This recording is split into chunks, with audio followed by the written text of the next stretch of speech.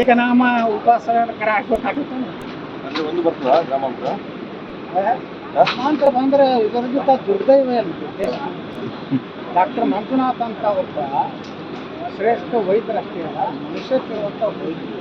ನಾವು ಉತ್ತರ ಕರ್ನಾಟಕದವರು ಯಾವುದಾದ್ರೂ ನಾವೊಬ್ಬ ಎಮ್ ಎಲ್ ಎ ಆಗಿ ಒಂದು ಪತ್ರ ಕೊಟ್ಟು ಆ ಪುಣ್ಯಾತ್ಮ ಅಂತ ಬಡವ್ರನ್ನ ಒಳಗೆ ಕರೆದು ಅವೇಕ್ಷೆ ಮಾಡಿ ಆಪರೇಷನ್ ಥಿಯೇಟರ್ದಿಂದ ಹೊರಗೆ ಬರುವಾಗ ಒಬ್ಬರು ಫೋನ್ ಕಳಿಸಿದೆ ನಾನು. ಅಲ್ಲಿ ನಿಂತಿದ್ದು ಒಬ್ಬ ಪೇಷಂಟ್ ಅವ್ರ ಮಗು ಹಾರ್ಟಿದ್ದು ಭಾಳ ಸೀರಿಯಸ್ ಇದೆ, 24 ಗಂಟೆ ಟೈಮ್ ಕೊಟ್ಟಿದ್ದು.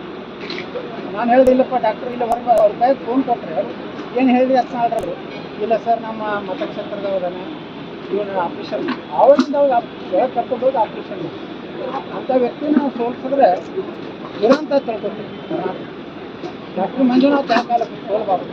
ಇಂಥ ಭ್ರಷ್ಟರು ಇಂಥ ಗುಂಡಾಗಳು ಇದೇ ರಾಜಕಾರಣದ ಕೊನೆ ಆಗ್ತದೆ.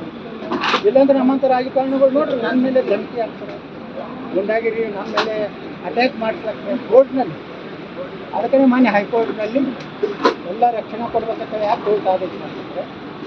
ಏನಾಗುತ್ತದೆ, ಇವು ಕೂಡ ಕೆಲವೊಂದು ಅಡ್ಜಸ್ಟ್ ಮಾಡಿ ಗಿರೈತದ ಎಲ್ಲರೂ ಕೂಡಿ ಬಿಟ್ಟಿರ್ತಾರೆ.